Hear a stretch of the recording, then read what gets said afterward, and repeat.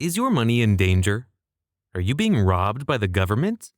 Stay tuned, because today we're unpacking inflation. What it is, what causes it, and why it matters more than ever to your wallet. So, what is inflation really? Inflation is the rate at which the general price level for goods and services rises over time.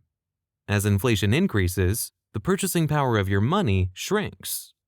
Simply put, each dollar buys less. If you've noticed that a $2 carton of eggs now costs $5, you felt inflation in action. It's often called a hidden tax. Why? Because while it doesn't take money from your pocket directly, it slowly erodes the value of your savings. Inflation also nudges people towards short-term spending and riskier investments, simply to stay ahead of rising prices. What's the point of saving if my money will buy less later than it does now? They think. There are three main types of inflation. Number 1, demand pull inflation. This happens when demand for goods and services exceeds supply. Think of real estate during a housing boom. When buyers outnumber available homes, prices spike. Number 2, cost push inflation. This occurs when the cost of producing goods increases due to rising wages, raw material prices, or supply chain disruptions, and businesses pass those costs on to consumers. The COVID-19 pandemic gave us a textbook example of this. Number 3, built-in inflation, also known as the wage price spiral. When people expect prices to rise, they demand higher wages. Businesses then raise prices to cover increased labor costs, creating a self-reinforcing cycle. What causes inflation to begin with? Several factors can drive it, such as the following we experienced during the pandemic.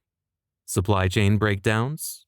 Factory shutdowns in Asia led to product shortages. High consumer demand, especially after economic recovery. When restrictions eased, a surge in travel and spending pushed prices up across sectors. Labor shortages and wage increases. Restaurants raised wages to attract workers, leading to more expensive menu prices.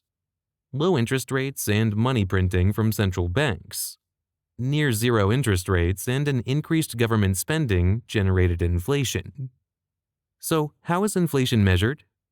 Inflation can be measured through two key indicators. CPI, or Consumer Price Index, measures changes in the cost of everyday goods and services, like groceries, rent, gas, and healthcare. PPI, or Producer Price Index, tracks prices businesses pay for raw materials and inputs, serving as a leading indicator of future inflation. Governments and central banks watch inflation closely because the stakes are high. Moderate inflation, typically around 2% annually, is considered healthy. It signals steady growth and helps prevent deflation. But when inflation climbs too fast, it can erode wages, eat into savings, and drive up the cost of living. In extreme cases, we see hyperinflation, where prices spiral out of control, like in Zimbabwe or Venezuela, where inflation soared over 50% per month. On the flip side, there's deflation, where prices fall. While this might sound good, it can actually hurt the economy by encouraging people to delay purchases, waiting for prices to drop even further. That slowdown in spending can lead to layoffs and stagnation. So, how do policymakers fight inflation?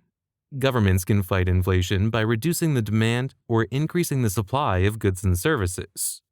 A decrease over demand can be achieved by raising interest rates, cutting government spending, raising taxes, fixing exchange rates, and currency substitution. On the other hand, supply can be increased by liberalizing imports of certain goods, investing in infrastructure, and introducing wage and price controls. To sum it up, inflation is the rise in prices over time. It can be driven by high demand, increased production costs, or loose monetary policies. Moderate inflation is normal and even beneficial. But when it spirals too far in either direction, the impact on consumers, businesses, and entire economies can be severe. Thanks for watching. Leave a like, comment, and subscribe for more.